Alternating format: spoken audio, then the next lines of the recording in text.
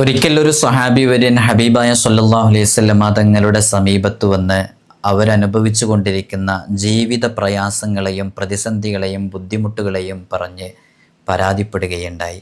ഹബീബായ സല്ലല്ലാഹു അലൈഹി വസല്ലമ തങ്ങൾ ആ സ്വഹാബി വര്യനോട് വളരെ ലളിതമായ എളുപ്പത്തിൽ ചെയ്യാൻ പറ്റുന്നൊരു കാര്യം പറഞ്ഞു കൊടുക്കുന്നുണ്ട്. വീട്ടിലേക്ക് കയറി ചെന്ന ഉടനെ തന്നെ സലാം പറയുക. വീട്ടിൽ ആരുമില്ലെങ്കിൽ അസ്സലാമു അലൈന വഅലാ ഇബാദില്ലാഹി സ്വാലിഹീൻ എന്ന് പറയുക.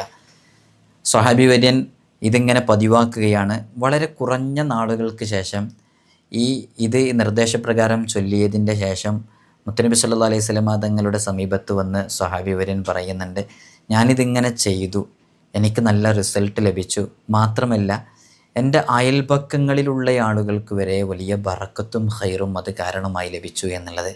ഇമാം തൊബ്രാനി ഉദ്ധരിക്കുന്നൊരു ഹദീസുണ്ട്, റളിയല്ലാഹു അൻഹു, ജാബിർ റളിയല്ലാഹു അൻഹു തൊട്ട് റിപ്പോർട്ട് ചെയ്യുന്ന ഹദീസാണ്.